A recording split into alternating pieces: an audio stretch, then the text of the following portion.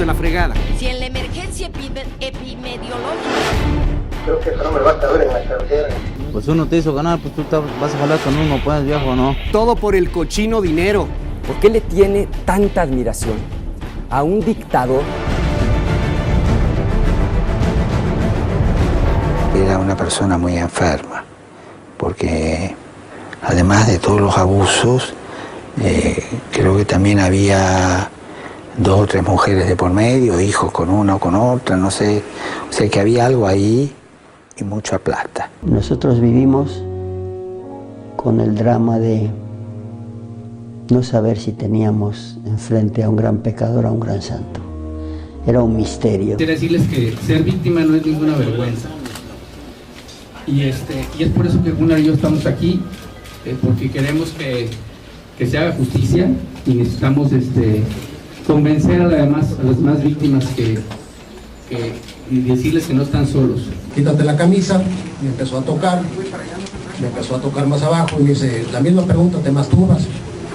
Y yo le digo, bueno, pienso que la de la panza, ¿no? ¿Qué tiene que ver? Y dice, a ver, bájate los shorts. Y ahí me empezó a dar miedo, ¿no? Él estaba en una silla enfrente de mí, estaba yo, se empezó a acercar más y me dice, que te bajes los shorts, y ya le cambió la mirada, ya era una mirada así ya como de miedo. Estamos llevando a equiparar el delito de encubrimiento con el delito de abuso, para que reciban la misma pena quien abusa como quien encubre, ¿no?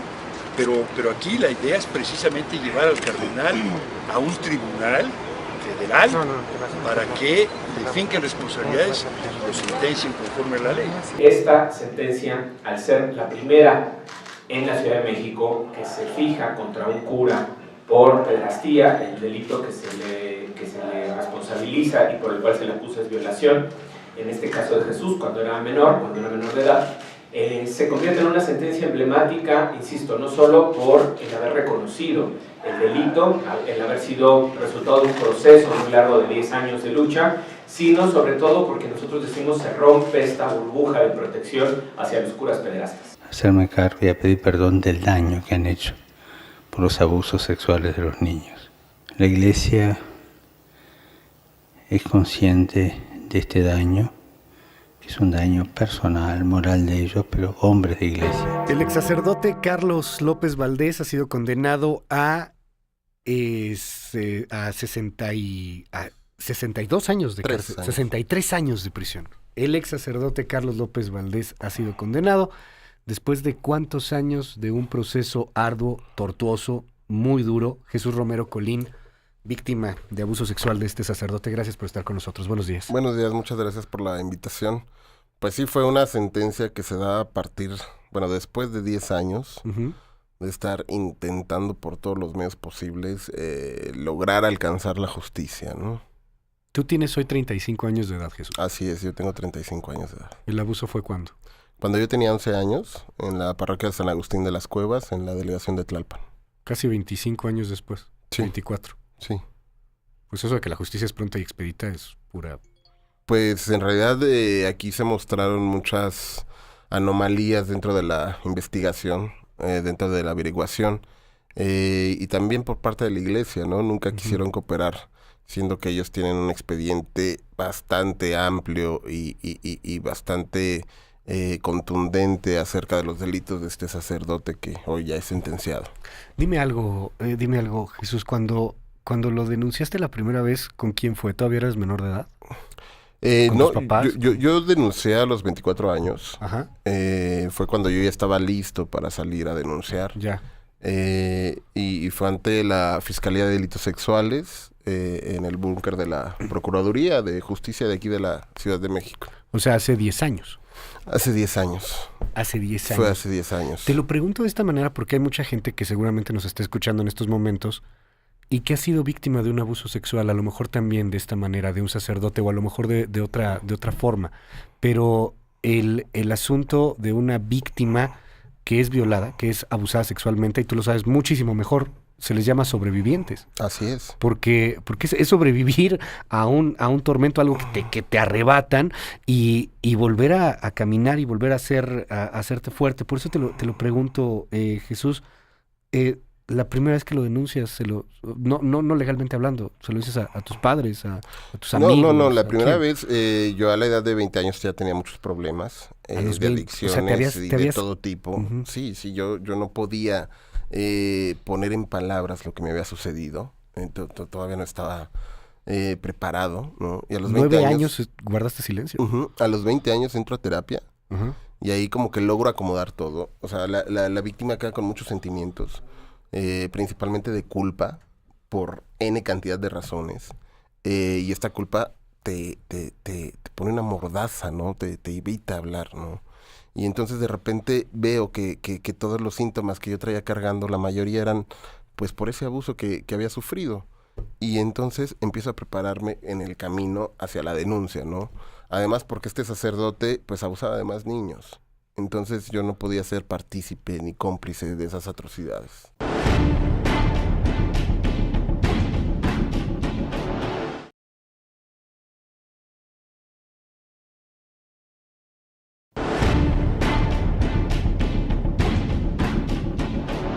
¿Durante cuánto tiempo fuiste sometido a un abuso así? Fue de los 11 años aproximadamente a los 16 años. Yo me voy a vivir a la parroquia. 5 años. Sí, yo me voy a vivir a la parroquia con él, porque él había puesto de pretexto, yo quería ser sacerdote cuando empecé a ser monaguillo, me encantó como todos los rituales y todo lo que conllevaba toda la cuestión religiosa. Yo le expreso este deseo a mi mamá, al sacerdote. El sacerdote dice, bueno, pues yo te voy a llevar el camino al sacerdocio con la condición, les dice a mis papás, de que se vaya a vivir a la iglesia, ahí lo vamos a preparar, y él tiene que trabajar en cuestiones de la iglesia a cambio, ¿no? Como pago de esa ayuda que él me iba a dar. Pues desgraciadamente no ocurrió ninguna de las dos cosas, ¿no? Y fue así como abusó de mí constantemente, ¿no? De ti y de otros más. De mí y de otros más, ¿no? Ya más grande yo me di cuenta de los acercamientos que tenía con otros niños que eran monaguillos, ¿no? Él ya tenía como un target, por así decirlo, ¿no? Acaparaba a las familias que pues tenían problemas económicos, que estaban desintegradas, ¿no? Principalmente donde la figura paterna no era muy presente. Y entonces pues atacaba como lo hizo en mi caso, ¿no? O sea, como colocándose como una figura paterna y de poder y de cariño, ¿no? Y ya después cuando el niño pues está como con cierta transferencia hacia él, pues viene el abuso. Hay unas fotos, se hicieron públicas en el caso, tengo entendido que bueno, fueron parte de tus pruebas, ¿no? De lo que presentaste. ¿Todas las fotos son tuyas? ¿Ahí también aparecen otras víctimas? Mira, en las fotos aparecen víctimas que yo no conozco, que yo no he visto. ¿Dónde sacaste esas fotos? De la computadora, teníamos una computadora en la casa parroquial, donde yo hacía mis tareas y donde él también, pues, trabajaba. Entonces, un día veo y está el protector de pantalla y están rodando fotografías, ¿no? A lo cual me pongo a revisar la computadora, encuentro el CD, y es un CD con 800 fotografías aproximadamente, de él posando desnudo, de él teniendo relaciones sexuales con más niños que yo no identifico, que yo no he visto. También había fotografías mías, había 800 fotografías, ¿no? ¿Eso fue hace casi, qué, 15 años? Que obtengo el CD fue aproximadamente como en el 2001 más o menos, ¿no? Te lo pregunto porque, o sea, simplemente hasta por la cuestión tecnológica, o sea, no era tan común tener fotografía digital todavía, no llegaba tanto, entonces el sacerdote, el tipo tenía cámaras digitales para hacer esto. Sí, tenía cámaras digitales. Que no eran baratas, por cierto. Bueno, no, digamos que él siempre estuvo en parroquias donde la entrada económica es bastante grande, ¿no? Sí. O sea, sí tenía accesos a muchas cosas, ¿no? Bueno, tenía su casa de campo en Cuernavaca, que es una casa Sí, tenía dinero, tremenda, ¿no? Evidentemente. Y déjame decirte que este CD lo presentamos en la Procuraduría como prueba. El juez manda solicitar que se le hiciera un examen de metadatos al disco y también un peritaje para determinar que no hubiera fotomontaje. Y cuando solicitamos que se haga esa diligencia, porque no se había hecho, pues la MP saca el disco para hacer la diligencia y aparece roto. Uy, o sea, tenía respaldo, supongo, ¿no? Sí, pero ya no valía. Ya no era el original. Ya no era el original, entonces ya no se podía hacer eso. O sea, al final esto no fue válido en el juicio. No, desecharon la prueba, obviamente no le fincaron cargos de pornografía infantil. Claro, claro, porque esto es pornografía infantil. Pero es lo que te digo, o sea, que para que veas qué serie de trabas vivimos dentro de todo este proceso, que bueno, nos llevó a tardarnos 10 años y afortunadamente gracias también al equipo de abogados logramos la sentencia, ¿no? Dime algo, Jesús, 10 años peleando y más, 20 años sufriendo lo que has sufrido. O sea, sintiéndolo, ¿no? Llevas desde que pasó el abuso. Hoy hay una sentencia, ahí está este hombre condenado. Voy a ser muy franco, está condenado de por vida, porque si lo condenaron a 63 años, ¿cuántos años tiene el padre hoy? 72. No le queda mucho tiempo de vida. Digo, pues seamos francos, es una persona ya grande, no le queda mucho tiempo de vida. Te quieren dar 75,000 pesos. Eso es lo que te quiere dar la juez. Independientemente de los 75,000 pesos, y te quiero preguntar tu opinión ahí, ¿pero se siente justicia? Después de todo este tormento, ¿se siente justicia? O sea, ver a este tipo en la cárcel, ya al final de su vida, ¿se siente justo? Mira, a raíz de todo esto, digo, los 75,000 pesos, en realidad el dinero a mí no me importa, ¿no? Pero no es ni el 10%, o es el... O sea, no se equipara a todo lo que he gastado, a todo lo que he invertido. No solo en mi terapia, por ejemplo, ni siquiera en mi terapia, ¿no? Sino en el coste emocional, en el coste de tener que estar trasladándote trabajos que no puedes tener formales porque no puedes estar saliendo cada semana. O sea, cosas por ese estilo, ¿no? Pero justicia, yo creo que la justicia en realidad es que estos personajes estén bajo este tipo de resguardo y que no cometan más delitos y que niños no pasen por lo mismo, ¿no? O sea, es como mi pregunta. Yo denuncié en el 2007 en agosto. Apenas acaban de dictar una sentencia. Él lo tomaron el 2017, igual en agosto, ¿no? 10 años después de que yo interpuse mi denuncia, lo toman preso, ¿no? Yo me pregunto en esos 10 años que estuvo libre, si abusó de más niños, ¿quiénes son los responsables? Porque yo hice mi trabajo, ¿no? Yo hice mi labor a pesar de todos los costes de ir a denunciar. O sea, ¿no? Lo dejaron solo, lo dejaron libre. Lo dejaron libre. Tú denunciaste, Lo 10 dejaron años libre. se tardaron y 10 años estuvo fuera y estuvo probablemente tocando a otros niños. Es lo que yo digo, ¿no? Entonces, ¿quién va a ser el responsable de eso? La Procuraduría de Justicia, la Iglesia Católica por no presentar las pruebas que tenía obligación de ir a presentarlas.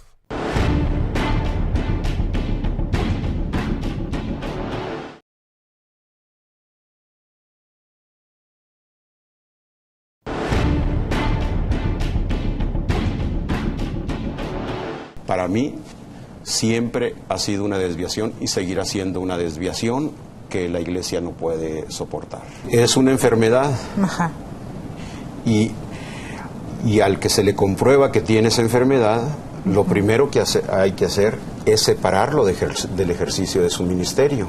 Esa enfermedad no solamente existe en los sacerdotes, existe en los maestros, existe en los médicos, existe en los padres de familia. Y me hicieron esa pregunta, que cuál iba a ser mi actitud ante cualquier situación de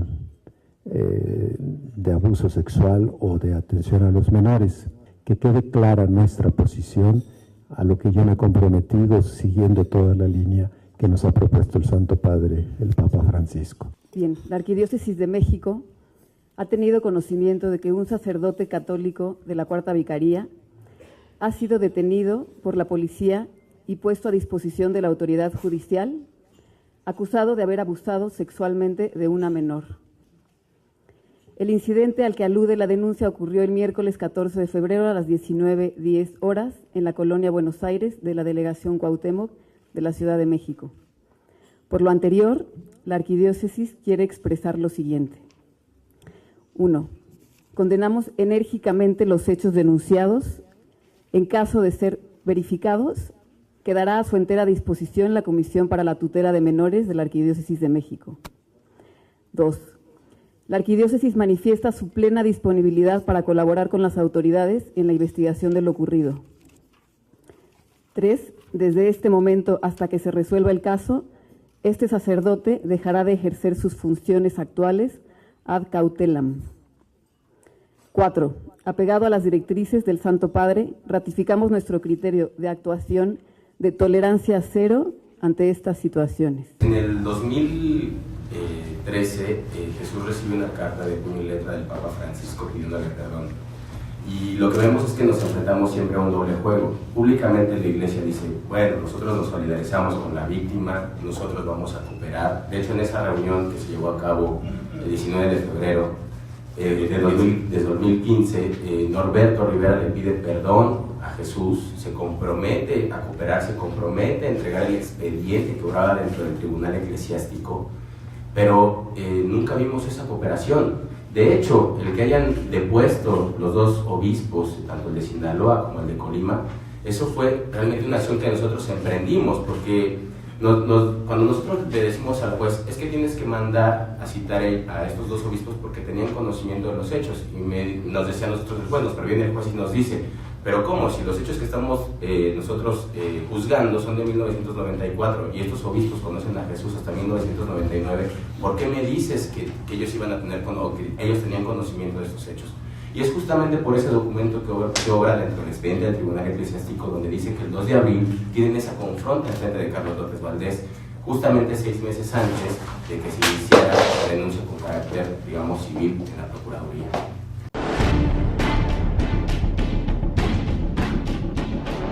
Dime algo, Jesús, finalmente se nos termina el tiempo de esta conversación, desgraciadamente, pero dime algo, te está viendo gente, te está escuchando gente que probablemente tenga el mismo problema que tú, a lo mejor no con un sacerdote, pero siempre con una figura de autoridad, a lo mejor con un sacerdote, a lo mejor con un maestro, a lo mejor con el jefe, a lo mejor con muchas cosas. ¿Qué les dices? Mira, a raíz de todo esto, yo y 4 personas más víctimas de abuso, sobrevivientes de abuso sexual, hemos creado una fundación, se llama INCIDE, con SC, donde damos apoyo terapéutico y asesoría legal y acompañamiento en general a todas las víctimas de abuso sexual, ya sea por sacerdotes o por cualquier persona, ¿no? Entonces, pues yo los invito a que nos contacten, nos pueden escribir al correo, es incide.ac@gmail.com, o nos pueden buscar por Facebook, y bueno, ahí los escuchamos y los acompañamos, y hay especialistas que tratan sobre este tema. Yo sí los invito a que rompan con ese silencio, a que dejen de cargar esa piedra que no los deja avanzar, ni mover, ni ser felices, ni plenos en su vida, ¿no? Y que se acerquen a especialistas para trabajar eso, porque de repente uno solo, con ese silencio cargando, es casi imposible acomodarlo.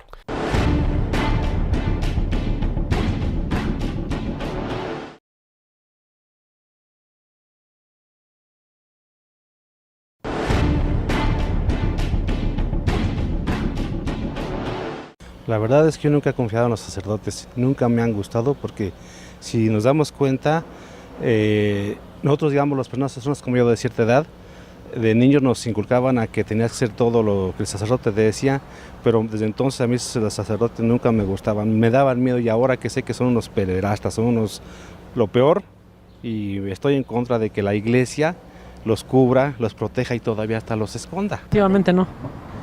No, porque no es creíble, se supone que son personas con credibilidad y con un alto criterio hacia los congéneres, ¿no? Es en caso a la ciudadanía, que es una de las personas o de la clase social que los ciudadanos normales confían de alguna manera, que tienen que inspirar confianza.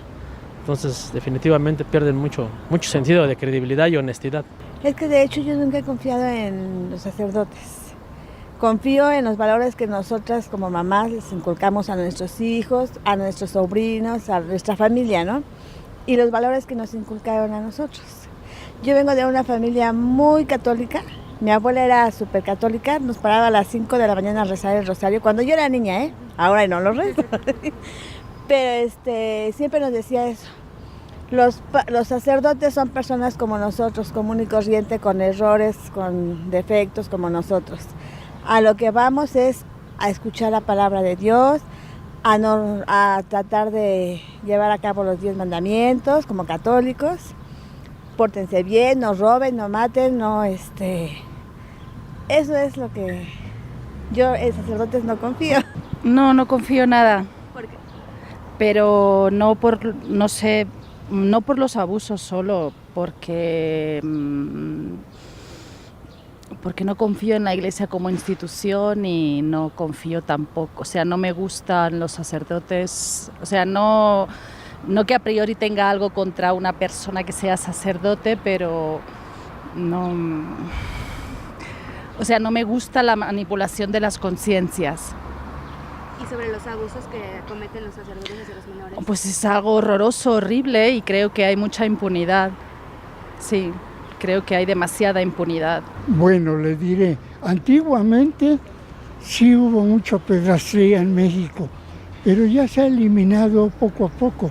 La intervención del Santo Padre ha servido de mucho. ¿Y entonces para usted la confianza en los sacerdotes podría continuar? Sí, exactamente, sí. La Iglesia Católica.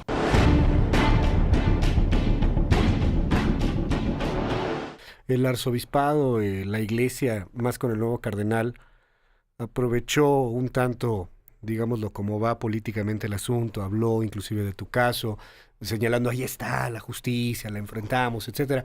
Pero me decías hace un momento fuera de aire, el nuevo cardenal no te ha buscado. No me ha buscado. O sea, ni para una llamada telefónica. Se le han hecho llamadas. ¿Tú mediante los medios? No, mediante los medios. Ajá. Lo hemos exhortado a que nos busque, ¿no? Porque viene una demanda en contra de ellos.